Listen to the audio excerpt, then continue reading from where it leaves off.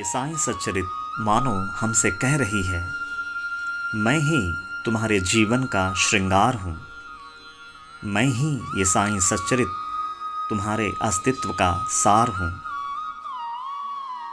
कहाँ तुम पेड़ की शाखाओं और सूखे पत्ते बटोरने में हो गाफिल। मैं ही उस पेड़ की जड़ें और आधार हूँ।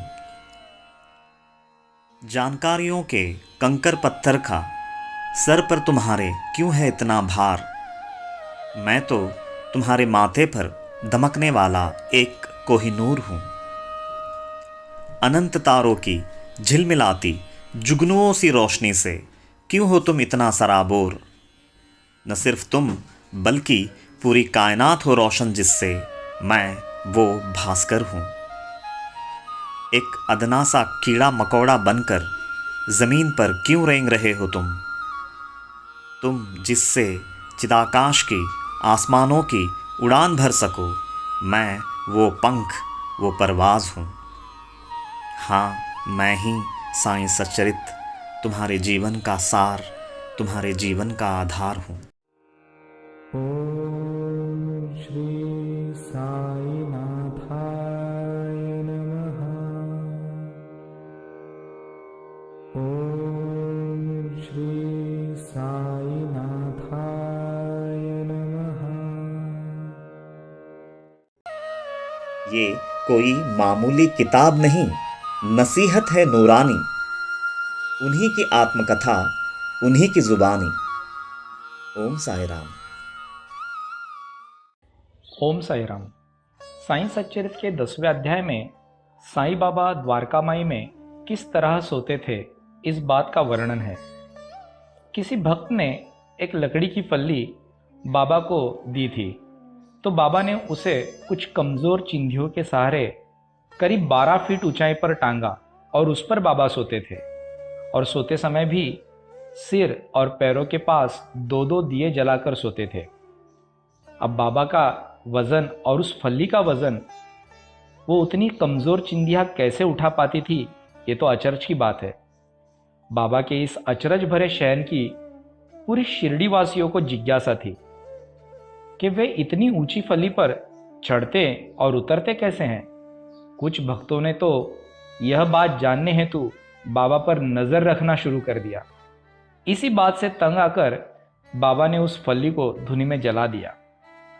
आगे कुछ साल बाद बाबा उस फल्ली के ऊपर शयन की महिमा का बखान काका साहब दीक्षित जी से कर रहे थे, तो दीक्षित जी ने बड़ी विनम्रता से बाबा से कहा कि अगर आपको फल्ली पर शयन करना पसंद हो और आपकी अनुमति हो तो मैं बिल्कुल वैसी ही फल्ली का इंतज़ाम करवा देता हूँ। तो बाबा कहने लगे, यूँ मालसापति को नीचे सुलाकर मैं ऊपर सोना ठीक नहीं। तो दीक्षित कहने लगे कि मैं उनके लिए भी दूसरी फल्ली का इंतज़ाम करवा देता हूँ। तो बाबा कहने लगे, यूँ ऊंचाई पर फल्ली पर शयन करना कोई आसान बात नहीं, वो किसी ऐरे गहरे की बस की बात नहीं। इस सारे बात का वर्णन साईं सच्चरित के 45वें अध्याय में आता है। दोस्तों, इस सारी लीला के पीछे क्या आध्यात्मिक गहराई छिपी है, इसी बात पर आज हम रोशनी डालेंगे। ओम साई राम।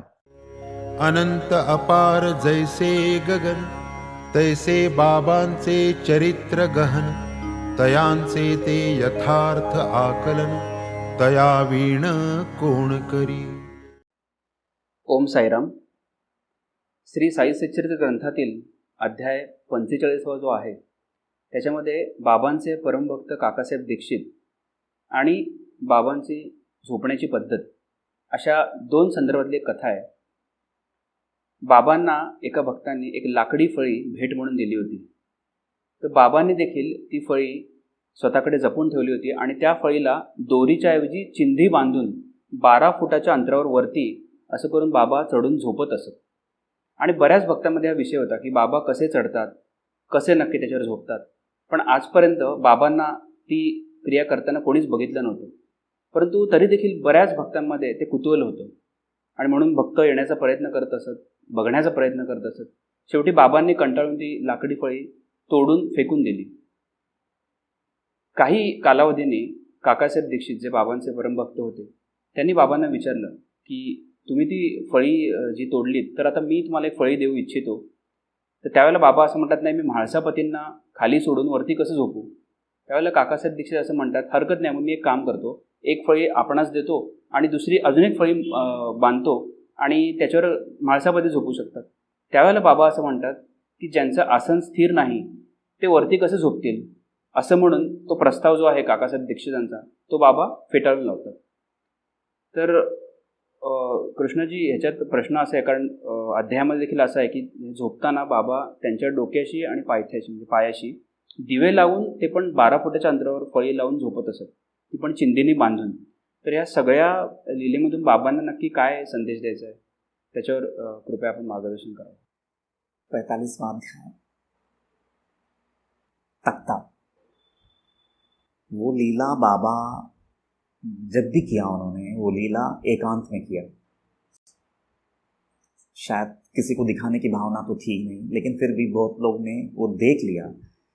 लेकिन वो लीले की खासियत ये है कि बाबा को उतनी ऊंचाई पे, 12 फीट के ऊपर की ऊंचाई पे लोगों ने बाबा को सोते हुए देखा, जब भी देखा, और वो फटी पुरानी चिंदियों से बंधी हुई होती थी वो तख्ता। ऐसा वर्णन है चरित्र में कि वो चिंदियां जो है वो तख्ते का भार भी वहन करने में समर्थ न थी, और वो फिर उस तख्ते पर बाबा चढ़ते कैसे थे उतनी ऊंचाई पे, और फिर वहां से उतरते कैसे थे, ये कुतूहल हर किसी के मन में था। चरित्र में तो यहाँ तक कहा गया है कि जिनके संकल्प मात्र से जो मक्खी या मच्छर का रूप धर सकते हैं, उनके लिए ये क्या बड़ी बात है ऊपर चढ़ना। मतलब वो सीधा सीधा बोल रहे हैं कि अगर उनका संकल्प अगर जागा तो वो मक्खी बन गया और ऊपर जाकर के फिर वापस अपने रूप में सो गए, उतना आसान है उनके लिए, ऐसा भी वर्णन आता है अध्याय में। अणिमा जयाचे घरची दासी, वेळ का तया ते होता माशी, वसेल जो अधांतरी आकाशी, मात त्या कायसी फळीची। लेकिन उस लीला की सबसे बड़ी खासियत ये है कि बाबा जो वहां सोते थे, अपने पैरों के पास एक दिया जला हुआ रखते थे और अपने सिरा में एक दिया जला हुआ रखते थे। निजूनये अंधारात, तदर्थ उषा पायथ्या लगत, ठेवूनी रात्रौ पणत्या जळत, बाबा निजत फळीवर। जैसे मानो बता रहे हैं कि मेरी जो पूरी चेतना है ना, सर से लेकर के पांव तक पूरे होश से, रोशनी से भरी हुई है जी, जो शायद हमारे जीवन में नहीं होता जी। अगर सर के बाल से लेकर के पैर के नाखूनों तक अगर कोई व्यक्ति रोशनी ही रोशनी है, बस वही व्यक्ति उतनी ऊंचाई पे शयन कर सकता है। अब सवाल ये है कि फिर वो रोशनी पाए कैसा। अभी फिर इस लीला में भी कुंडलिनी को लाना होगा। कुंडलिनी जो है वो 7 चक्रों से ऊपर उठती है, ऐसा वर्णन आता है, मूलाधार चक्र से लेकर के सहस्रार तक। एक इंसान अपने जीवन में अगर बहुत ईमान, बहुत सच्चाई, बहुत चित्त शुद्धि बटोर भी ले, तो ऐसा शास्त्र कहता है कि वो हृदय स्थान तक, मतलब 4था केंद्र तक पहुंच पाता है। लेकिन उसके बाद विशुद्धि, और विशुद्धि के बाद तो आज्ञा चक्र तो ऐसा कहा गया है कि इतना टफ है, इतना सख्त है, वहां तक पहुंचना इतना मुश्किल है कि कोई एक हाथ, और फिर वापस आज्ञा चक्र से सहस्रार, वो तो बड़े से बड़े संतों में भी कोई एकाध योगी, मतलब बाबा का लेवल के कोई योगी वहां तक पहुंच पाता है, ऐसा वर्णन है ग्रंथों में। तो फिर बाबा का ट्रैवल जो है वो मूलाधार से लेकर के सहस्रार तक हो चुकी थी। वो तो हमने पिछले एपिसोड में ही हमने क्लियर किया है, जब बाबा वो 3 दिन की महासमाधि में जाते हैं, जहां पर ये कहा गया था कि वो प्राणों को अपने ब्रह्मांड में चढ़ाते हैं। मतलब वो जो ऊर्ध्वमुखी प्राण है वो वहां तक सफर कर चुकी थी, सर के अग्रभाग तक, और इसीलिए वो पैर से लेकर के सर तक वो चेतना ही चेतना बन चुके थे। सबसे पहले वो दिया जो है सिरहाने और पैरों तले जो दिया जल रहे हैं वो ये बात का प्रतीक है, ऐसा दिखाई देता है। और चिंदियां बाबा अगर चाहे तो रस्सी से बांध सकते थे। तो चिंदियां जो हैं वो प्रतीक है देह बुद्धि का। जब तक देह बुद्धि जर्जर ना होगी, चिंदियों में तब्दील ना होगी, आत्मा जो है वो आसमान पे चिदाकाश पे उठेगी ही नहीं। तो वहां पे वो शरीर नहीं पहुंचा है चिदाकाश पे, वो आत्मा पहुंची है अपनी जगह पे। और एक बार आकाश पे पहुंच गया मतलब वो हर जगह फैल गया। वहां पे वो ऊंचाई पे पहुंचने का मतलब है वो चिदाकाश पे वो आत्मा पहुंच चुकी है। अच्छा, तो अब सवाल ये है कि वो उतनी ऊंचाई पे कैसे पहुंचती हैं? तो फिर जैसे कथा कहती हैं, जब काका साहब दीक्षित कहते हैं बाबा से कि बाबा आप आज फिर से वो आप ये तख्ते का जिक्र कर रहे हैं तो मैं आपके लिए एक फिर से वो तख्ता टंगवा दूं। तो बाबा बोलते हैं नहीं, अब मालसापति को नीचे छोड़ करके ऊपर सोना अच्छा नहीं लगता, वो तो एक बहाना है। लेकिन वो मालसापति के जरिए हम सबको वो कुछ रोशनी देना चाहते थे, इसलिए उन्होंने मालसापति का नाम लिया।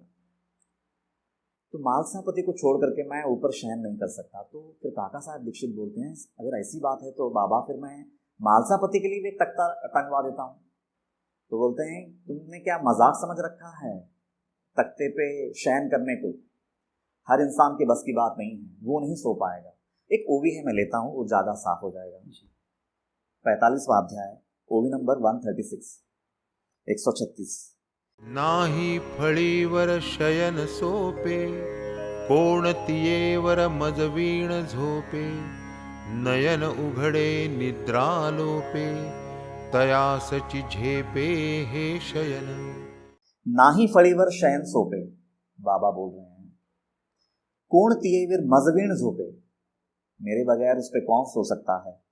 नयन उगड़े निद्रालोपे, नयन उगड़े निद्रालोपे, जहां नींद खत्म हो जाती है और आंखें हमेशा के लिए खुली रहती हैं, बस वही व्यक्ति ऐसे तख्ते पर सो सकता है जिसने अपनी निद्रा को जीत लिया हो। वो ये बोल रहे हैं तया सची झेपे ये शयन, बस एक वही व्यक्ति उतनी ऊंचाई पे वो चिंदियों के सहारे लेकर के वो तख्ते पे सो सकता है। और फिर आगे बोलते हैं कि बाबा बोलते हैं इसके लिए तुम जो बोल रहे हो कि तुम तख्ता इसके लिए भी तुम टंगवाओगे, मतलब मालसापति के लिए भी, और मैं कह रहा हूँ कि तुम वो मत टंगवाना, क्योंकि जब मैं सोता हूँ ना तो मैं इससे कहता हूँ कि मेरे हृदय में है ना जो हमेशा नामस्मरण चलता है, तुम अपना हाथ रख करके मेरे हृदय पे हाथ रख करके उसे हमेशा सुनते रहना। रात में भी सोना मत, उसे सुनते रहना, लेकिन मेरा नामस्मरण चलते रहता है और ये कब नींद में घूरने लगता है और इसका हाथ जब पत्थरवत बोझल और एक पत्थर के समान जब जड़ मुझे लगता है अपनी छाती पे, भगत बोलता हूं तो ये अपने हाथ उठा लेता है। तो जिसका ना आसन स्थिर है न जिसका निद्रा पे कंट्रोल है, और ऐसे व्यक्ति वो उतनी ऊंचाई पे शयन नहीं कर सकता। मतलब वहां पे उन्होंने वो भी है, मैं ले लेता हूं जरा। त्यासची निद्रा लागता जड, करहो त्याचा जैसा दगड, भगत म्हणता नेत्रांची झापड, उडूनी खडबड जो करी, बसवेन जया धरेवर, आसन जयाचे नाही स्थिर, जो नर निद्रातम किंकर, निजेल उंचावर केवी। मालसापति के लिए बोल रहे हैं त्यासची निद्रा लागता जड, कर हो त्याचा जैसा दगड़। उसका हाथ ना जब वो नींद में जाता है तो उसका हाथ भारी हो जाता है और मुझे अपनी छाती पे ऐसा लगता है जैसे किसी ने पत्थर रख दिया हो, इतना जड़ हो जाता है, इतना भारी हो जाता है। भगत म्हणता नेत्राची झापड़, उड़ूनी खड़बड़ तो जो करी, मतलब वो अपनी आंखें खोल करके वो भ्राम से उड़ जाता है।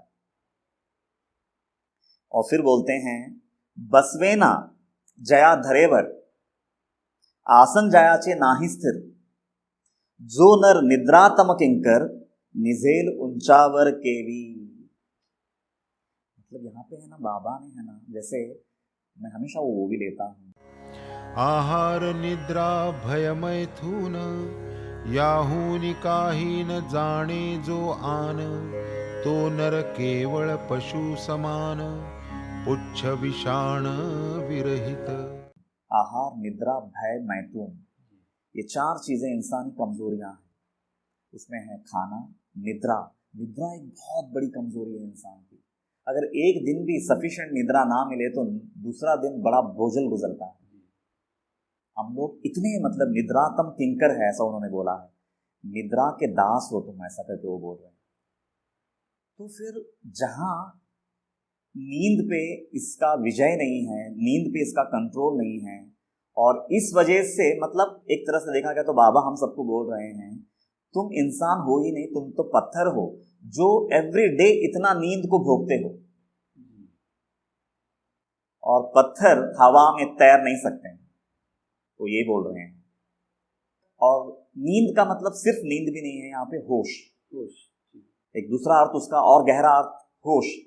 जब तक तुम्हारी चेतना उतनी होशपूर्ण नहीं बन जाती है जहां सदगुरु के वचन को तुम समझ सको, उसको धारण कर सको और जी सको वैसा प्रैक्टिकली, तो ही तुम ये पत्थर जितना तुम्हारा भार जो है ना वो इतना हल्का हो जाएगा कि एक दिन वो चिदाकाश में तैरने लगेगा आत्मा बन करके। शायद उनको ये बात बोलनी, ये पूरी लीला में मैं ऐसा बोलूँगा। कृष्णाजी खूप छान. म्हणजे खरं तर प्रश्नामध्ये मी झोपेचा विषय आणला होता, पण विवेचनातून हे लक्षात येते की झोप हा विषय नसून सजगता हा विषय आहे. खरोखर इतकं छान वाटलं हे ऐकल्यावर की अगदी आपण सद्गुरूंच्या सान्निध्यात जरी असू, पण मन जर आपण बेसावत ठेवलं, मनाला जर सावधपणाचं वळण नाही लावलं, तर शरीर, मन आणि बुद्धी ह्या तिन्ही पातळ्यांवर जडत्व येऊन चिदाकाशात प्रवेश करण्याचे जे हलकेपणा लागतो तो प्राप्त होणार नाही. आणि जर चिदाकाशात प्रवेश नाही झाला तर आपल्याला दिव्य परिस्थिती येणार नाही. त्यामुळे जरी आपण सद्गुरूंच्या सान्निध्यात असू तरी सावधपण पहिले बाळगलं पाहिजे, हा विषय इथे अगदी स्पष्ट होतो असं वाटलं. खूप छान. ओम साई राम. इस लीला का सार हमारे अंतर्मन की बुराई से अच्छाई का, बदी से नेकी का, बेईमानी से ईमान का संघर्ष ही सही मानों में सच्चा दीन, धर्म और मजहब है. इस संघर्ष के दौरान अनजाने में ही सही जीव जो एक एक स्तर ऊपर चढ़ता जाता है, वही सच्ची और अंदरूनी आध्यात्मिक यात्रा है. इस तरह वो मुमुक्षु एक एक प्रतिबंध को गिराकर, मौत को हंसते हंसते गले लगाकर, ब्रह्मरंध्र से बाहर निकलकर सर से ऊपर चिदाकाश में विश्व प्राण शक्ति के झूले में झूलते हुए ही इस शरीर पर अपना इख्तियार रखता है. चूंकि शरीर से ऊपर उठ चुका है, इसीलिए साईं धोती पोती, खंड योग, चिदाकाश शयन जैसे अद्भुत लीलाएं बड़ी आसानी से कर पाए. पर ये सब हमारे लिए तभी मुमकिन है जब हम में उतना ईमान जग जाए. इतने बड़े सद्गुरु से जुड़कर भी हम खाक से ऊपर नहीं उठ पाए. आसमान पर सेज कब सजाएंगे. अंत में विरह में तड़पती साध्वी मीरा के कुछ पंक्तियां.